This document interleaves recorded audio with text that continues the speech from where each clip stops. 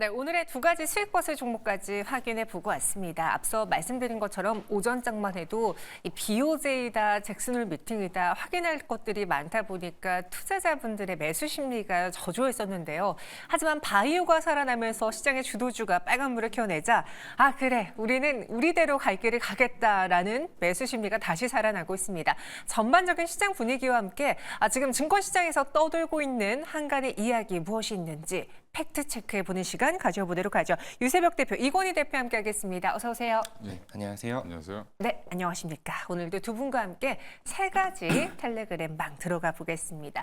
먼저 첫 번째 텔레그램 방은요. 일단 시장에서 거시적인 이야기들이 오늘 좀 많이 거론되고 있길래 한번 들어가 보도록 할게요. BOJ 이야기가 많았는데 여기 똥밭에 굴러도 주식판이라는 좋은 밭인가 모르겠습니다. 하지만 여기서 한국과 미국, 일본 중앙은행장으로 이어지는 쓰리콤보가 대기 중이다라는 글이 올라왔습니다. 일단 저희는 금통위가 있었고요. 그리고 조금 전에 BOJ 총재의 의회 출석이 있었죠. 앞으로는 그 바톤을 잭슨홀 미팅으로 이어받을 텐데요. 이 우에다 BOJ 총재와 관련해서 많은 분들이 어떤 이야기를 할지 궁금히 살펴봤습니다. 일단 미국 경제에 대한 과장된 우려를 조정했다. 그리고 긴급하게 시장 모니터링하면서 금융시장 불안정 상황을 보고받고 있다라고 했습니다. 이 총재 발언을 한번 정리해 봤거든요. 어떤 내용이 있었냐면 크게 이렇게 이야기하더라고요. 먼저 7월에 있었던 금리 인상과 관련해선 인플레이션과 경제가 모두 다 우리가 예상했던 것과 부합했기 때문에 금리를 인상하는 것은 당연한 수순이었다. 그런데 그 이후에 글로벌 증시 급락에 대해서는 물론 우리의 문제도 있겠지만 미국 경기도나 우려가 급속도로 확산되면서 세계적인 달러 약세와 주가 하락의 진행 영향이 컸던 것으로 풀이된다라고 평가했습니다. 앞으로의 경우에는 경제와 인플레이션이 전망치에 부합할 시 통화 완화 조정 입장에는 변함이 없다라고 했고요.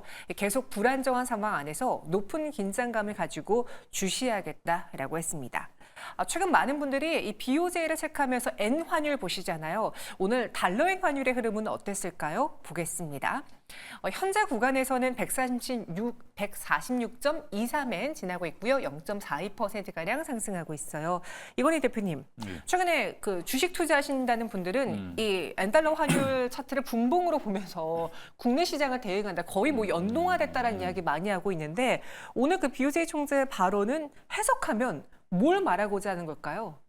한마디로 어느 나라나 공무원들은 사과는 안 합니다. 사과는 안 합니까? 네, 특히 이제 윗사람인데 사과하겠습니까? 그러니까 결국엔 본인들은 잘못이 없었고 일본 경기가 좋았기 때문에 이때 아니면 금리를 올릴 수 없었다라고 변명을 한 거고. 네. 근데 이제 그게 파장 효과가 이제 너무 컸던 거죠. 미국의 경기 침체 이슈까지 같이 부각되면서 그 말은 맞습니다. 그래서 우리나라가 사실 제일 피해를 많이 봤다고 저는 개인적으로 생각하는데 네. 미국은 미국은 이미 다 회복을 했고요. 일본은 본인이 사고 쳤으니까 약간 빠져 있는 거는 맞다. 근데 우리나라 코스피 지수가 지금 니케이 225랑 완전 똑같이 쌍둥이처럼 움직이는 그런 모습이 보이고 있어서 저도 거의 주식 한 20년째 하면서 처음으로 달러 환율을 보고 있는 것 같습니다. 예, 근데 저도 보고 있는데 그럼 기준선을 뭐냐라고 봤을 때 145엔을 다시 깨지만 않는다면 근데 우에다 총재 발언 이후에 다시 올라와서 146엔대까지 올라왔죠.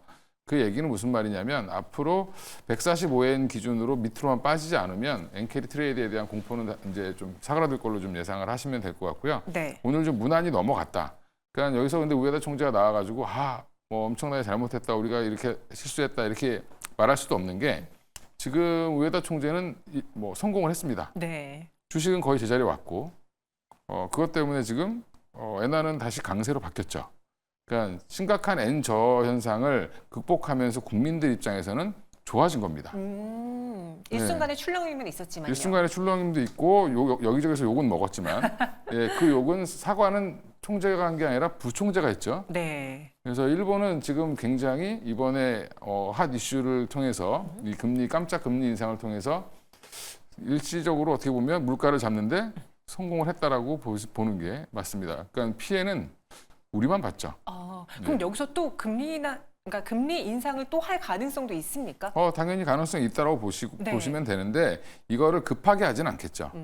그리고 이게 일본이 항상 0.5%까지 올렸다가 0.5%만 되면 그 시장이 항상 망가져서 네. 문제가 돼서 취소를 했던 적이 몇 번 있는데 그래서 항상 0.5%에 대한 공포가 좀 있기 때문에 아마 시기를 잘 조율해서 올리지 않을까 생각하고 있고요. 지금은 아직까지는 이제 당분간은 이제 그런 얘기는 나오지 않을 걸로 보고 있습니다. 네. 유세벽 대표님의 생각은 어떠신지요? 말씀해 주신 것처럼 저희 계속 요즘 엔화율 보고 뭐 지지 라인 극구하고 있는데 처음에 증권가에서 이야기했던 지지 라인을 계속 깼었어요. 그렇지만 지금은 다시 좀 안정세를 보여주고 있잖아요. 앞으로 BOJ 관련해서의 그 민감도는 이전보다는 좀 줄어들까요? 국내 시장? 우선은 국내 시장 같은 경우에도 그렇고 어제차 미국 증시를 봐도 그렇고 네. BOJ 총재 이 말언에 집중을 하면서 어느 정도의 그 하락을 했습니다. 그러면서 근데 오늘 또 이제 파월 연준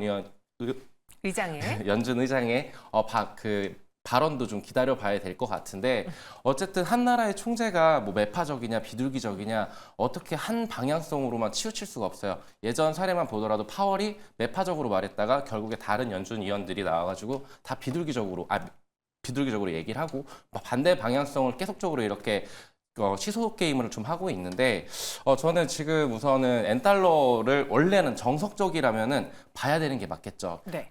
근데 우리나라 정서는 아무래도 일본을 무시하는 경향이 있습니다. 근데 전 세계적으로 미국, 그다음에 중국, 그다음에 일본이 파급력이 굉장히 큽니다. 그런 상황 속에서 저는 아무래도 이제 언제까지 이런 것들을 봐야 될까라는 시점으로 봤었을 때 지금은 이제 미국에서는 금리 인하를 할 거고 그리고 일본 같은 경우는 금리 인상 언제가 될지 모르겠지만 이렇게 교차점이 발생이 될 때 여기에서의 환율 움직임이라던가 증시의 방향성이라던가 이런 것들을 좀 더 체크를 해볼 필요는 있겠다라고 말씀을 드리겠습니다. 네, 이렇게 두 분 모두 다 지금 BOJ에 관련해서는 일단 시장의 관심은 여전히 뜨겁지만 이전만큼의 출렁임과 공포 심리는 없을 것이다라는 데 의견 일치했습니다. 이제 바트는 잭슨홀 미팅으로 넘어갈 것 같은데요. 그에 대한 이야기는 잠시 후에 또 저희가 전해드리겠고요. 다음 텔레그램 방 들어가 볼게요. 오늘 시장 안에서 살아남은 테마는 양자 기술 테마입니다. 이 단독 기사가 하나 나왔어요. 3천억 원의 양자기술 R&D 예타 면제 이야기입니다. 신청 1년 반 만에 사업을 좀 본격적으로 추진할 것으로 보여지는데요. 관련 내용과 함께 뭐 여러 가지 종목들이 움직였습니다. 일단 과기정통부의 경우에는 아직 확정된 바는 없다라고 해명을 했습니다. 따라서 정부 측에서 이를 실행하고 있다라는 이야기가 흘러나왔을 뿐 아직 확정은 아닙니다. 하지만 테마주는 먼저 반응해주죠. 오늘 개장과 즉시 관련주가 뜨겁게 빨간불을 켜냈습니다. 한번 현재 주가 흐름 볼까요?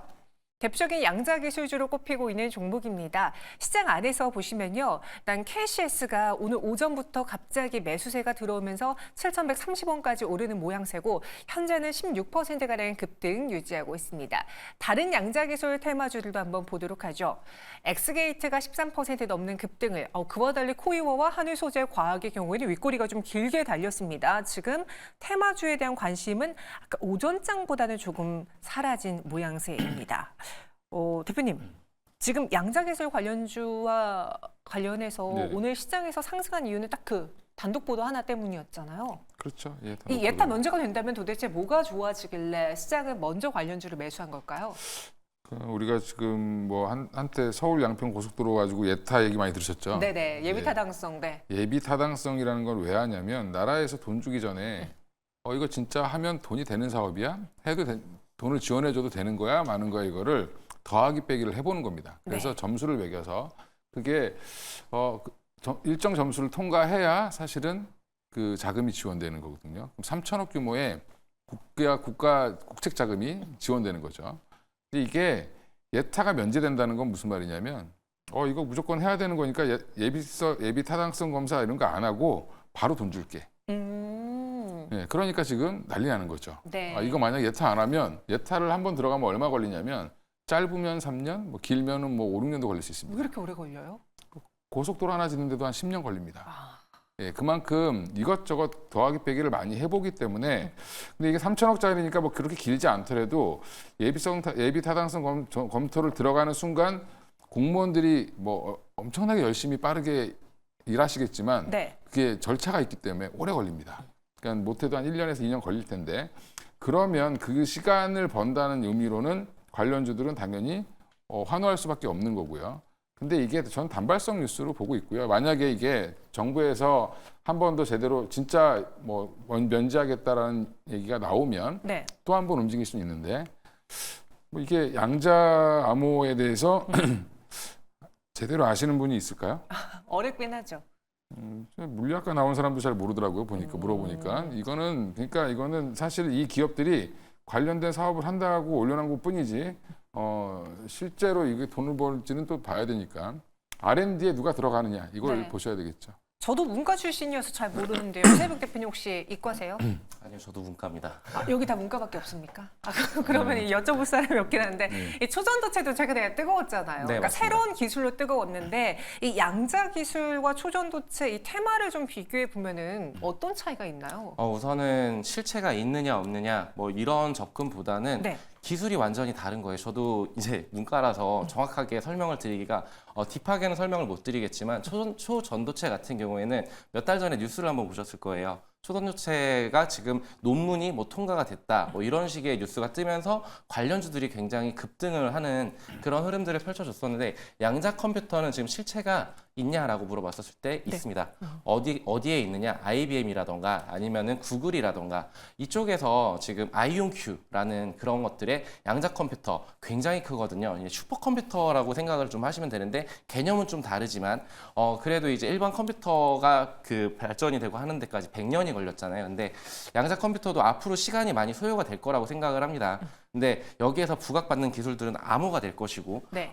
그런데 이제 기술적인 장벽들이라던가 과학자들이 얼마만큼 빠르게 성과를 낼 것이냐는 이제 그건 지켜봐야 되는 건데 앞서서도 너무 잘 말씀을 해주셔가지고 좀 더 부연 설명을 드리자면은 지금 관련주들이 오늘 테마성으로 움직이고 있어요. 움직이고 있지만 저는 이것이 계속 지속 가능할 것인가는 좀 의문이 많이 들고 있습니다. 네. 왜냐하면 그 관련 기업들이 시총들이 다 작은 상황이고 그리고 거기에 덧붙여서 실적들이 굉장히 안 좋습니다. 이런 부분들을 분명히 참고를 하셔야 될 거라고 생각을 하고 있고요. 양자 기술은 이제 우리나라가 좀 늦게 스타트를 했어요. 그렇기 때문에 직접적인 수혜주가 있냐라고 물어봤었을 때 저는 사실은 잘 모르겠다라고 말씀을 좀 드리고 싶습니다. 그래서 양자 관련해서는 진짜 정말 몇십 년 동안의 장기 투자를 할 것이 아니라면 그런 기업들을 찾는 것이 아니라면 저는 트레이딩 관점으로만 접근을 해야 된다라고 말씀을 드리겠습니다. 트레이딩으로만 접근해 보자랍니다. 오늘 시장에서 이 테마가 부각되면서 또 GL 리서치에서는 관련주를 쫙 정리했더라고요. 텔레그램 방에 한번 들어가 볼까요? 대표적으로 엑스게이트, 우리넷, 우리로, 코이버, CQ센 등이 있는데요. 오늘 시장에서 가장 뜨거웠던 KCS의 경우에는 SK텔레콤과 양자 암호칩 공동 개발을 하고 있기 때문에 관련해서 오늘 눈에 띄었던 것으로 보여지고요. 또 우리넷도 오늘 강했습니다. 엑스게이트 역시 현재 구간에서 그래도 좀 살아남은 테마주 중에 하나라고 볼 수 있겠죠. 이건희 대표님, 예. 이 중에서 저희 공부해야 될 종목 있을까요? 저기 딱 그 GL 리서치 대표님이 저랑 친분이 있는데 또 이렇게 예. 친분을 과시하십니까? 예, 저랑 밥먹는 사이입니다. 네. 예, 술도 먹고. 예, 근데 지금 이제 그 정리를 잘 해주셨는데 저기 딱 보면 답이 나오죠. SK. SK텔레콤이 많이 보여요. 네, SK와 뭐 하는 데만 지금 어떻게 보면 좀 강하다. 그러니까 한마디로 뒷배가 좀 있는 옛날 로봇주랑 좀 비슷하다고 생각하시면 될 것 같아요. 그러니까 아직은 실체를 찾을 수는 없는데 그래도 이 회사가 이쪽이랑 뭘 하고 있다라는 게 실체인 거죠. 네. 네, 그럼 그 정도 기업만 보시면 될 것 같고요. 그래서 저는 세 종목 정도만 보면 되지 않나 이렇게 생각을 하고 있습니다. 그래서 단기적으로 엑스게이트, 뭐 우리로 KCS 뭐 이 정도만 보시면 뭐 될 것 같은데 이것도 단기? 이게 테마가 새로운 쪽에 한쪽에 양자 테마가 원래 있었던 걸 다시 부활을 시킨 건데 네. 이게 테마군으로 보기엔 좀 너무 작죠. 예, 그게 단점입니다. 그러면 이게 큰 손들이 들어오지 않고 고만고만한 사람들이 들어와서 서로 이제 따먹게 하는 거거든요. 네. 그러니까 이거 조심하셔야 된다 항상. 그리고 항상 남보다 좀 빨리 사서 남이 많이 살 때 팔고 나오셔야 되는 그런 전략 필요하지 않겠나. 저처럼 그런 거 속 시끄러운 거 싫어하는 사람들은 이런 거 안 봅니다. 예, 그러니까 단기적으로 이슈 나올 때 빨리 치고 나오실 수 있는 분들 정도만 대응하시라고 말씀드리겠습니다. 단기적으로만 보셔야겠고요. 그럼 그 테마 안에서 어떤 종목을 봐야 되냐 힌트 드렸습니다. SK텔레콤과 연관성이 있는 종목이 대장이 될 것 같습니다. 두 분 모두 다 좀 강하게 매수 의견은 주지 않으셨으니까요. 오늘 윗골이 달리고 있는 거 조심하시기 바라겠고요. 이어서 다음 텔레그램 방 들어가 보도록 하죠. 특징주 레이더 안에 이 종목이 포착됐습니다. 클래시스인데요.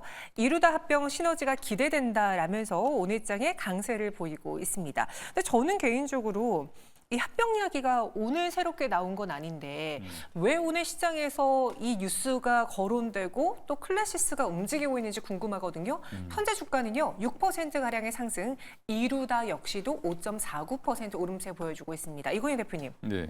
이 합병 시너지 기대는 예전부터 알고 있었잖아요. 그리고 네. 보니까 10월부터인가요? 네. 네, 합병이 이루어지면서 이제 연결 기준으로 재무제표가 잡힐 텐데 왜 오늘 이 종목이 특징주 레이더에 걸렸을까요? 좀 지금 미용 쪽 화장품 좀 쉬고 있죠. 네, 근데 최근에 좋은 쪽이 보톡스 라인들이 좋습니다. 필러랑. 맞습니다. 네, 그래서 최근에 다시 저도 한번 이제 다시 보톡스 관련된 회사들, 물론 휴젤은 항상 좋았고요. 지금 바닥권에 있던 뭐 대웅제약부터 시작해서 좀 빠졌던 거죠. 바닥권은 아니고 빠졌던 대웅제약, 메디톡스 다 올라오고 있는 상황이고, 특히 이제 미국 시장을 많이 보잖아요, 우리나라 사람들이 지금. 예.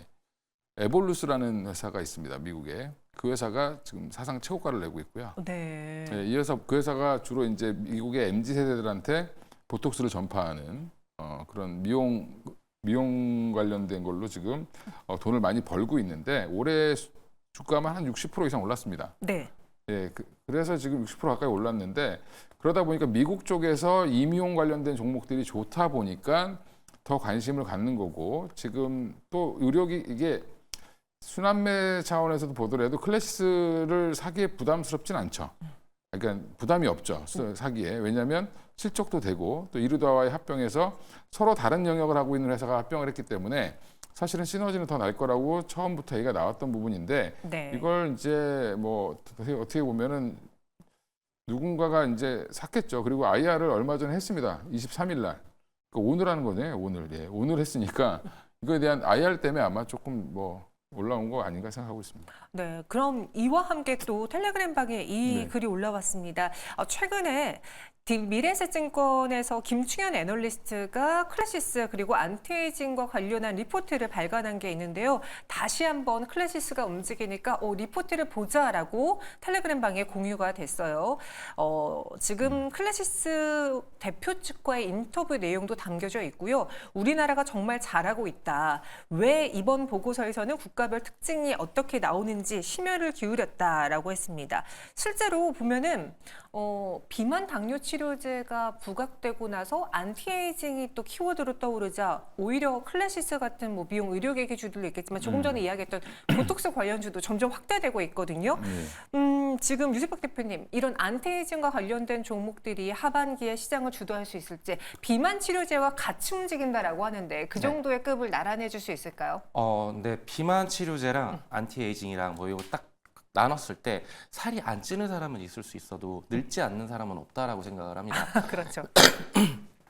그런 관점으로 봤었을 때 지금 외국인들도 많이 K-뷰티 혹은 이런 미용 이쪽으로 관심을 쏟을 수밖에 없는 게 K-팝 아이돌 그리고 동양인들이 굉장히 베이비 페이스예요. 저도 굉장히 가면 어린애 취급을 받고 막 이러는데 그런 부분들이 아무래도 반영이 되고 있는 것 아닌가. 그래서 저는 뭐 지금 이제 현 구간에서 물론 종목 장세고 테마성 장세가 될 건데 이런 박스 구간에서 장기적인 투자 관점으로 보시는 분들이라면은 저는 이제 피부 미용이라던가 어떻게 보면 고령화 사회로 가고 있는 지금 현 시점에서 저는 투자를 장기적으로 할 수 있는 테마는 이쪽이라고 생각을 하고 있거든요. 장기적으로도 가능하다. 네, 왜냐면은 이제 엔젤 산업은 솔직히 좀 인구도 많이 줄어들고 있고 이런 부분인데 고령화 사회가 되기 때문에 동안 미모라던가 이런 것들에 대한 니즈가 확실할 거라고 생각을 합니다. 그렇기 때문에 이런 부분 이쪽 산업 관련해서 일을 하고 있는 뭐 클래시스 같은 이런 종목들 굉장히 시너지도 많이 날 거라고 생각을 하고 있고 계속적으로 지켜봐야 되지 않을까라고 말씀을 좀 드리고 싶습니다. 그래서 그런가 저희 그 텔레그램 방에서요 보물 같은 자료다. 미용은 이제 월별 수출 데이터에 집착하기보다는 이런 탑다운 시각이 또 중요한 것 같다라는 의견들도 오갔습니다. 그때 이건희 대표님 그랬죠. 우리나라에서 굉장히 보물 같은 게 이제 수출 데이터가 10일 단위로 나오는 게 참 좋다라고 했는데 그 데이터 플러스 이런 탑다운 시각도 중요한 것 같습니다. 그럼 우리 안티에이징 시대에서 클래시스 위주로 볼까요? 보톡스 시장 위주로 볼까요? 과연 이건희 대표의 관심 탑픽 종목은 무엇입니까?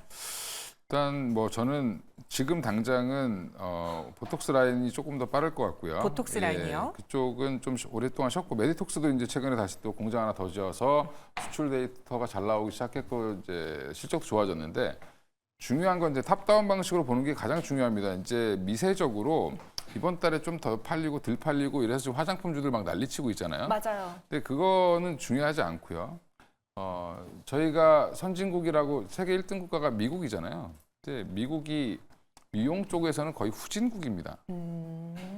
그렇게 얘기하시면 말씀드리면 뉴욕의 뉴요커들은 안 그러던데 뉴욕만 그런 거고요. 대부분은 이 스킨 로션과 로션도 구별이 안 되는 분들이 많고요, 미국에. 네. 예, 그리고 선크림 바르는 게 뭐야? 왜 발라? 그래서 보면 기미 주근깨가 얼굴에 자글자글하죠. 예, 이제 그런 거에 대해서 탈피하기 시작했다. 그리고 비만 치료제 얘기가 왜 나오냐면 살을 약을 먹고 뺐더니 피부가 처져. 네. 그러면 어떻게 해요? 끌어당겨줘야죠. 그렇죠. 리프팅 해줘야 되죠. 예, 그런 거 누가 제일 잘하냐? 우리나라. 그렇죠. 한국이 제일 잘합니다. 그래서 화장품, 그다음에 보톡스 라인, 그다음에 이제 이 미용까지 다 봤을 때 저는 여러 가지로 이쪽은 다 지금 좋은 흐름으로 가고 있고 특히 우리나라 무역 구조가 지금 미국으로 좀 많이 쏠려 있죠. 네. 당분간은 미국의 매출 비중이 높은 기업들 중심으로 보셔야 됩니다. 수출 기업도. 그러면 여전히 이쪽은 계속 또 팔로우 하셔야 될 것 같고요. 뭘 하나 꼽으라고 하면 좀 꼽기가 좀 애매해서. 예. 화장품도 좀 많이 쉬었는데 저는 화장품도 미국 향이 좀 큰 회사들은 갈 걸로 보고 있습니다. 화장품도 미국 향이 큰 기업 위주로 보자. 마지막으로 유세벽 대표님, 이 미용 의료기기 시장에서 최근에 화장품주가 선두주자였다면은 실리콘투를 필두로 최근에 뭐 실적 쇼크 나온 기업들이 쉬면서 다 같이 좀 테마가 쉬고 있잖아요. 네. 그 빈 공백을 이런 미용 의료기기 수출주들이 자리 잡을 수 있을지 두 간의 매력도를 비교하면 뭐가 날까요? 저는 지금 현 구간 솔직하게 좋은 대안이 될 수도 있다라고 생각은 하지만 네. 저는 지금은 오히려 현금을 좀 확보해두는 시기가 맞지 않을까? 둘 다 아니라고요? 둘 다 맞긴 맞는데 둘 네. 다 우열을 가리기가 힘들어요. 우열을 어. 가리기가 힘든데 그래서 저는 지금 계속적으로 같은 의견인데 현금을 좀 확보를 해두고 투자처를 확실한 곳으로 좀 확인한 이후에 들어가는 것이 좋지 않을까라는 의견을 좀 드리고 싶어요. 근데 앞서서도 잘 얘기를 해주셔가지고 저는 근데 미용기기 이쪽으로 좀 더 시선이 가고 있습니다. 네, 알겠습니다. 두 분과 함께 오늘 시장에서 떠도는 이야기들 팩트 체크해 봤고요. 잘 투자 시 참고해 보시기 바랄게요. 두 분 여기서 인사드리겠습니다. 고맙습니다.